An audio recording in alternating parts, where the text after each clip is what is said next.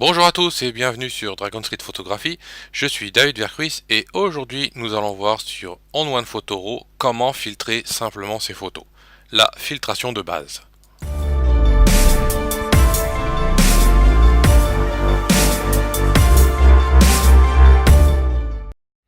Voyons maintenant comment filtrer ces photos. Je suis toujours dans mon module Browse ou navigateur et je vais activer ici le panneau de filtre. Alors pour l'instant dans cette vidéo nous allons voir la filtration simple que nous avons ici, car nous avons aussi les options avancées que nous ferons dans une vidéo spécifique à part. Ici, comme vous pouvez le voir sur les photos présentes, je vais rabattre le panneau de droite, voilà. J'ai donc des notations d'étoiles différentes, 2, 3, 4 étoiles, sans notes, et des labels de couleurs, des photos rejetées avec un petit X, ou des photos sélectionnées avec le petit cœur surligné, et des photos sans attributs. Donc maintenant, c'est très simple. En fait, si je souhaite filtrer toutes les photos marquées, je vais cliquer sur le petit cœur, ça me sélectionne toutes mes photos avec un petit cœur. Si je souhaite ajouter dedans les photos non marquées, je vais cliquer sur le petit cœur vide.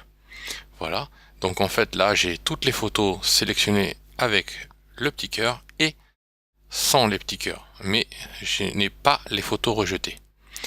Maintenant, je peux réinitialiser ici mon filtre avec la petite flèche. Donc là, j'ai toutes mes photos de nouveau. Et je peux sélectionner les photos X, les photos que j'ai choisi de rejeter. Donc toutes ces photos sont les photos avec le X.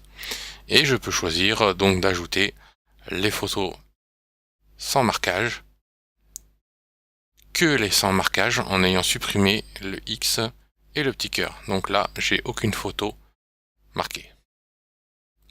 Voilà, je réinitialise de nouveau. Donc en fait, cela revient à dire que chaque fois que l'on sélectionne un des trois icônes, les photos correspondantes s'ajoutent. Ici, dans les petites étoiles, nous avons donc un signe. Si nous cliquons long dessus, vous pouvez choisir le signe égal. Donc si je choisis le signe égal, je vais avoir toutes les photos à 2 étoiles. Si je sélectionne 3 étoiles, mais je n'ai vraiment que les photos à 3 étoiles, voire plus à 5 étoiles. Voilà, donc j'enlève les étoiles. Par contre, si je veux les photos qui soient moins ou égales à 2 étoiles, voilà, toutes les photos qui ont 2 étoiles ou moins, ou je peux choisir de prendre plus grand, greater than or equal, donc plus grand que et égal à 2 étoiles. Donc j'ai 2, 3, 4 et 5 étoiles. Et de la même manière, je peux combiner les 2 étoiles avec le like, donc le petit cœur plein. Et donc maintenant, je n'ai plus que des photos avec les petits cœurs, plus additionner dans mon filtre les 2 étoiles au plus. Voilà, j'enlève ça. Et maintenant, je peux aussi sélectionner par label de couleur. Les rouges, rouge et jaune, rouge, jaune, vert, bleu. Je supprime le rouge, je supprime le vert, je n'ai plus que les jaunes et les bleus, les violets. Ou, par exemple, jaune et les photos qui n'ont pas de couleur attribuée. Et je peux bien sûr les combiner avec le jaune et 3 étoiles, puisque j'en ai qu'une. Avec les likes, j'en ai qu'une. Et les jaunes rejetés, j'en ai aucune. Voilà pour les combinaisons de filtration. Donc il faut bien comprendre qu'à chaque fois que l'on clique un des critères de sélection, ils s'ajoutent les uns aux autres. La petite flèche pour réinitialiser.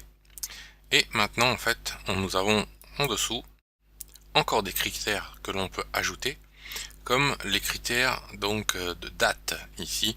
Donc ça c'est de tout temps. Ici créer aujourd'hui, j'en ai aucune. Créer les 7 derniers jours, j'en ai aucune. Créer les 30 derniers jours, j'en ai 65 au total. Et créer l'an dernier, donc et cela recherche dans mon dossier. Ici, si je vais dans Macintosh HD, ça recherche bien. dans mon dossier face Bréa. Voilà, et pas dans tous les dossiers. Voilà, il nous reste donc maintenant un champ que nous n'avons pas vu, ici en bas, le champ de recherche Search avec la petite loupe.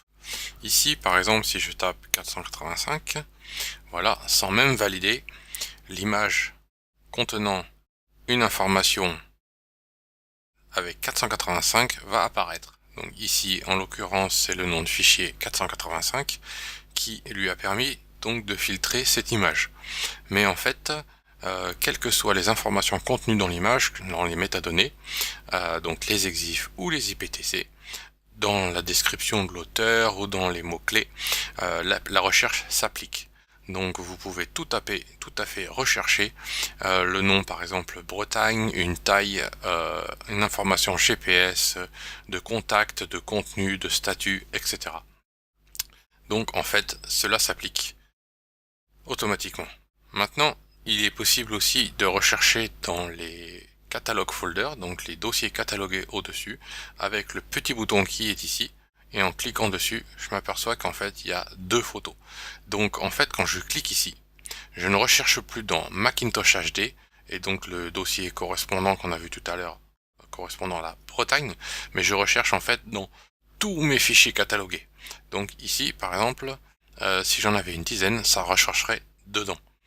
Donc si je clique sur cette photo là, on voit bien que j'ai 485 dans le nom de fichier, et ici j'ai 1485, mais le 485 y est bien présent. Si je tape 1485, je n'ai plus qu'une photo qui s'affiche. Voilà, et je clique sur le petit X ici pour effacer mon champ de recherche, et j'enlève Search Catalog Folder, l'option.